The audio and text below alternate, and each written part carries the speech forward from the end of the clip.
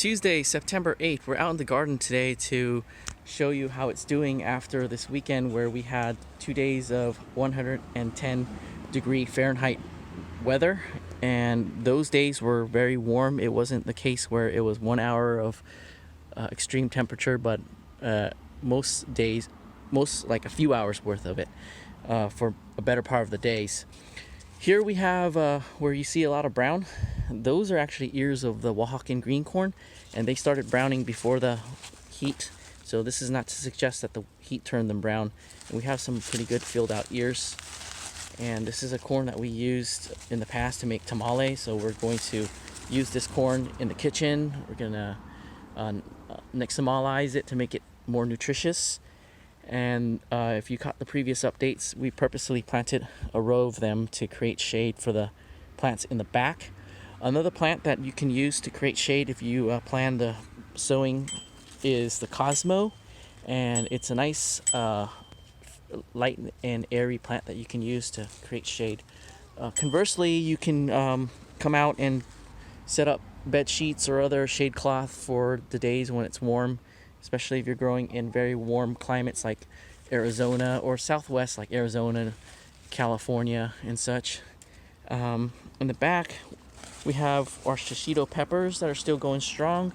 And if you notice white specks on them, this is ash that's been blown in from nearby wildfires. So if there's an upshot, the ash is actually going to increase the nutrients in our soil. But for the wildfires, they're always scary and sometimes unnecessary when people are not careful, as in the case with some of them around here. Another way to help our garden in the summer with regard to shade, these are the blueberries that are back here, is this peach tree that we planted for the purpose of shading the plants back here.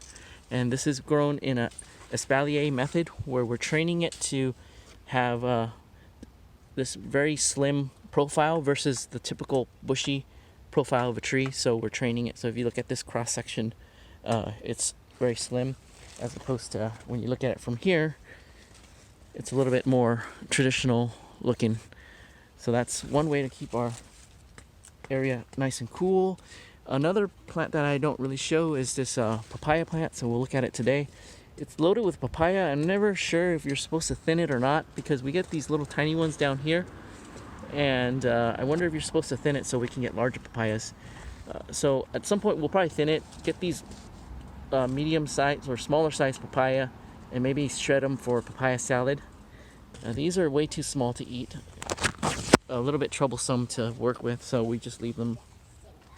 And then the other tree that we didn't do an update on last time is this mulberry. We trimmed it back because mulberries grow pretty wild. They grow fast, so I trimmed it back, and then all the lighter green is actually the growth from it being trimmed back.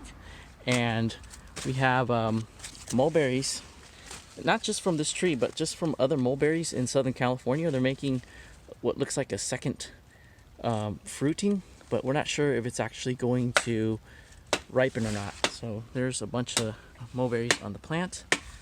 And then another heat-loving plant is eggplant, and this guy just shot up and grew a bunch in height, and there's a bunch of blossoms, so it'll be interesting to see if it actually makes fruit.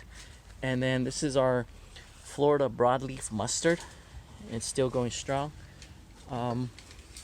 We'll come this way and I'll show you our peppers. Before we do that, we have some zucchini that we need to harvest. They're getting pretty big. And then let's take a wider shot of this area. Summer squash is a good plant that you can also, if you plan ahead, you can use it as a shade plant for hot days. And our Sriracha peppers, these are Sriracha jalapeno, that's the variety. We're waiting for them to turn red, and maybe we'll make some Sriracha. And then with this is the cayenne pepper. We made a chu chow or teochew chili oil out of it with some of the shallots that we grew, the French gray shallots that we grew and I haven't shown you. Made a really nice, tasty chili oil with it. And then here's our orange bell pepper. It's gotten its color now, and I should have harvested before the sun actually scalded some of them. So we have some really bad sun scalding here, and bell peppers prefer a break from the sun, so we purposely tried to plant it in the corner here where there's not so much sun to bake it, but we'll have to be more mindful about shading it next time. And then if you notice that our soil is dug up, that's because this is the time of year where the grubs are active, and the nighttime critters know that. So the possums, the skunks, the raccoons, they're coming in and digging out the grubs. So that's one nice thing, is that they're removing the grubs for us. And we're going to I was going to leave this for the end of the video, but I wanted to show you we have pet ducks again. So last year we lost our pet ducks to the time change. We went out to have dinner and it got dark pretty quickly, like around 6 or 7, and we lost our duck to a very opportunist coyote. So we know that they come out during the day now, so things change a lot. So that means we have to make sure we lock up our ducks before it gets dark, and especially if we're going out and leaving for dinner or errands. So those are a couple of heritage breed ducks. I wanted to come out and show you this spot before we end our video. And the long beans, we're getting quite a few of them. They're actually quite long. So this one is a little bit more mature than we would like, so but they get really long. Let me try to pull it up here.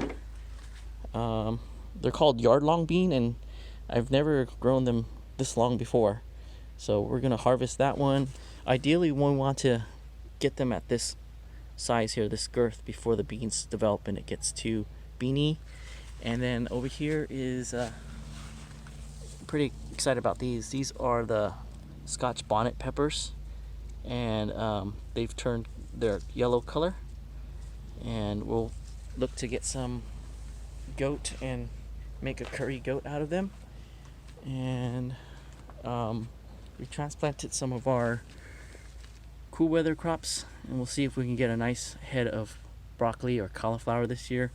And if you notice these gadgets here, this is a temperature sensor, and we have an ambient weather station, and we had 2 slots for new sensors. And I was very curious about soil temperatures with regards to the pots, and I had one hypothesis that the grow bags will have cooler temperatures because of the way it allows water to wick, and when you have evaporation, things get cooler. So believing that there's a lot of evaporation from the grow bags, that would mean that soil is going to be relatively cooler, and so far the bags have relatively cooler temperature. So that's really important if we're growing plants like potatoes, because they need temperatures less than 80 degrees, and it has been noticeable. So the bags have had more days where it stayed under 80 versus the containers, and also versus the metal planters over there. So we're gonna be planting more potatoes in there and see if that really works out. Yeah, so that's our update with regard to how the garden is doing and the warm temperatures. And then if you notice that we don't have our corn planter in the middle of the grass, it's because we moved it to create shade for the house. So one of the things about heat is that if it enters your house, it's gonna radiate the curtains, and it's going to get the ambient temperature warmer. So this is our way of keeping it as cool as possible and minimizing that energy usage. So yeah, that's how our garden's doing. And then we got a bunch of cool weather crops to plant into the ground or the soil, and that's what we're going to do in the coming days as it's cooling off. We have onions and shallots and other more brassicas to plant. So hopefully we can get some nice plants and heads of cool weather crop this year. Until the next update, thanks for watching, and we'll see you in the next video.